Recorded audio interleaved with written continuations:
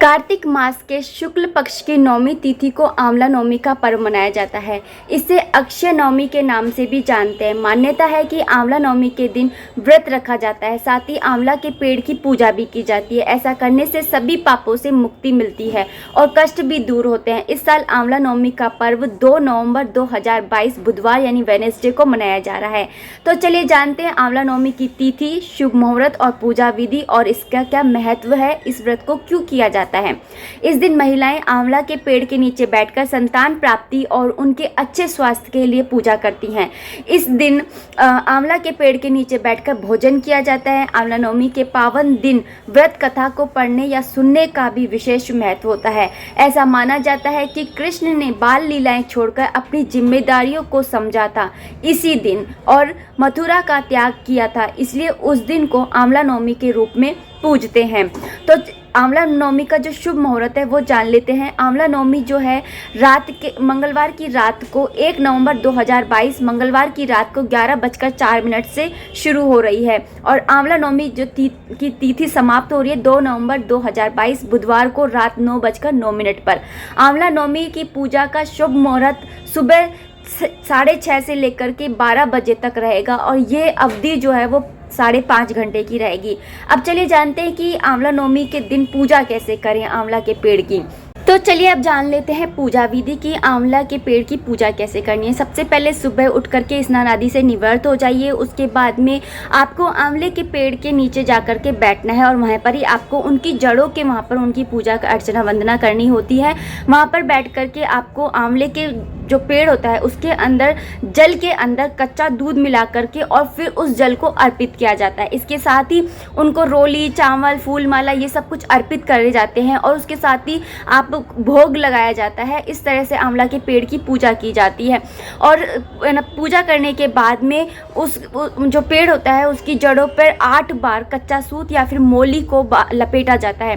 पूजा के बाद व्रत की कथा सुनना, आरती सुनना ये भी बहुत ज़्यादा शुभ फलदायी होता है। इसके अलावा महिलाएं इस दिन व्रत भी रखती हैं। अगर आपके अंदर सामर्थ्य है तो आप व्रत भी रखिए। आंवला नवमी का जो महत्व है वो भी जान लेते हैं कि हम आखिर इस व्रत को रखें क्यों। आंवला नवमी के दिन दान पुण्य का अधिक महत्व है।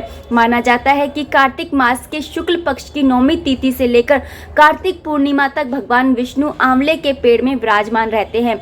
इसलिए अक्षय नवमी के दिन विधिवत आंवला के पेड़ की पूजा करने के साथ इसकी छवि में बैठकर भोजन करना शुभ माना जाता है।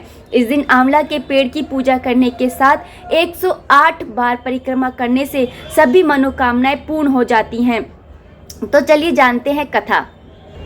काशी में एक निसंतान धर्मात्मा वैश्य रहता था। एक दिन वैश्य की पत्नी से एक पड़ोसन बोली, यदि तुम किसी पराये लड़के की बलि भैरव के नाम से चढ़ा दो तो तुम्हें पुत्र प्राप्त होगा। ये बात जब वैश्य को पता चली तो उसने अस्वीकार कर दिया, रिफ्यूज कर दिया, एक्सेप्ट नहीं की इस बात को। परंतु उसकी पत्नी मौके की तलाश में लगी रही। एक दिन एक कन्या को उसने कुएं में गिराकर भैरव देवता के नाम पर बलि दे दी। इस हत्या का परिणाम विपरीत हुआ। लाभ की जगह उसके पूरे बदन में कोढ़ हो गया तथा लड़की की प्रेतात्मा उसे सताने लगी।